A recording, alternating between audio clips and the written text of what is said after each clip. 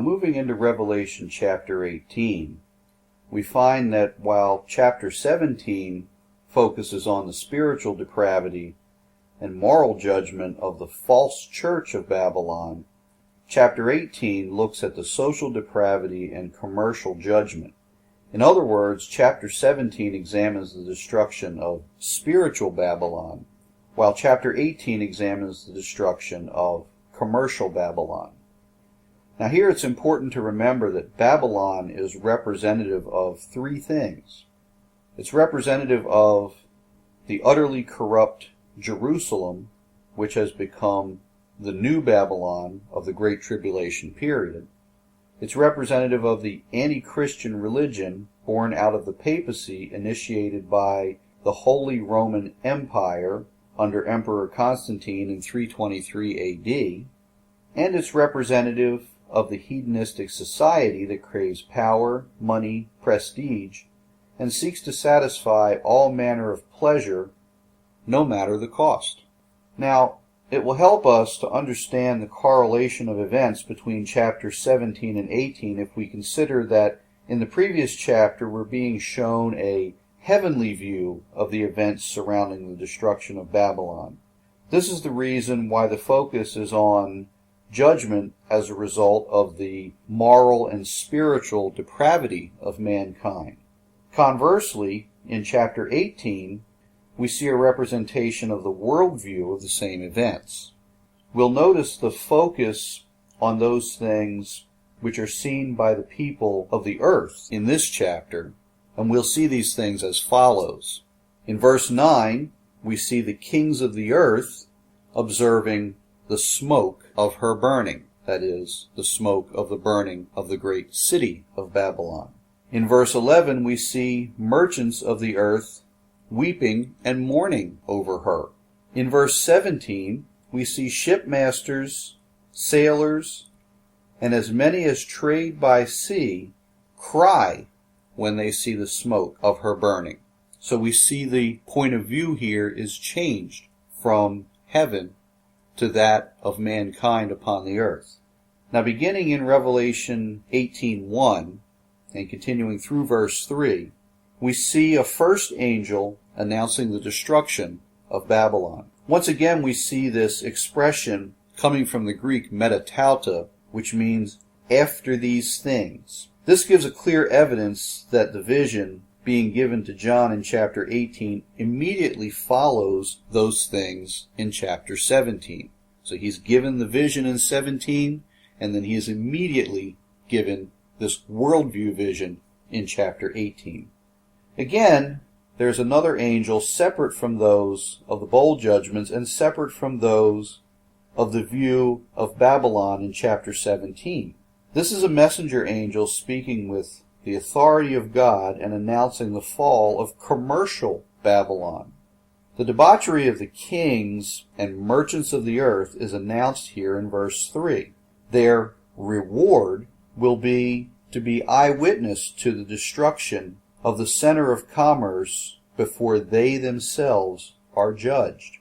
Not only will verses 23 and 24 of this chapter reveal the reasons why this city and its inhabitants are worthy of the Lord's wrath, but in Romans chapter 1 verses 28 through 32, the Apostle Paul warns that those who take pleasure in the sins of the unrighteous are equally as worthy to receive the same judgment as the unrighteous themselves.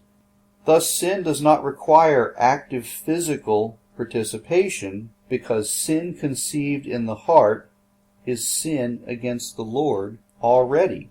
Now in Revelation 18 and verses 4 through 8, we see a second angel calling out to believers and making justification of the judgments. While the first angel of verse 1 speaks of the overview of the destruction of Babylon, the second angel calls out the faithful of the earth that they might be spared this final judgment. Furthermore, in verses 6 and 7, this angel reveals that this saintly remnant of the Great Tribulation will be active partakers in the judgment of Babylon. We're told in 1 Corinthians by the Apostle Paul that we will judge angels. We now learn that believers, at least those believers who are brought through the tribulation period, will be among those who judge the unrighteous. In verse 8, we see that the destruction of Babylon will take place in one day. The judgment will be swift and complete. In fact, while the myriad of plagues to befall the city will all take place in a single day, verse 10 reveals that the Lord's judgment upon Babylon will happen in 1 hour. Now we know how long it takes to build a city. It takes decades, even a century or more, to build a real bustling place of commerce and legislation, a center for living and tourism. And in 1 day, in 1 hour, this city will be brought to nothing. Now in verses 9 through 19, we see a period of 11 verses dedicated almost completely to the witness and lamentation over the destruction of the great city of Babylon. Now remember, the city of Babylon itself at this time is the defrauded Jerusalem. It is the corrupted Jerusalem, the Jerusalem that has been corrupted by Antichrist. In this passage, there are 3 mentions of those upon the earth who witnessed the destruction of commercial Babylon. As we saw at the beginning of this commentary, these are the kings of the earth, the merchants, and the seafaring merchants. In this socio-political, anti-theocracy, anti-God world, all of the authority for trade throughout the world, both overland and on the seas, would be governed and controlled exclusively by the national leaders, who by this time have long since been little more than puppets of Antichrist. And of course the evidence that we have for this is the mark of the beast that each and every person needs in order to buy or sell. No commerce can take place without this mark. So again, true believers who refuse to receive the mark have to live underground. They have to live in secret. They have to live off the land. They have to live the best way they know how. They can't live within the structure of this society. Now, as a fitting part of their judgment, they are now forced to watch as all the material wealth they have come to rely upon is utterly destroyed in 1 hour. Everything that they have come to know and have become comfortable with is gone in an hour. Furthermore, the means to rebuild and continue such commerce is also destroyed. And we see that in verses 21 through 23 of this chapter. The rulers of the earth will cry with a great lamentation at the destruction of Babylon, for this city and its commerce have provided them with great national wealth.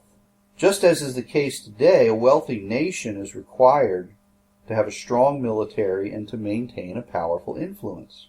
Corruption among powerful politicians and businesses may appear to run rampant today, and in fact they do.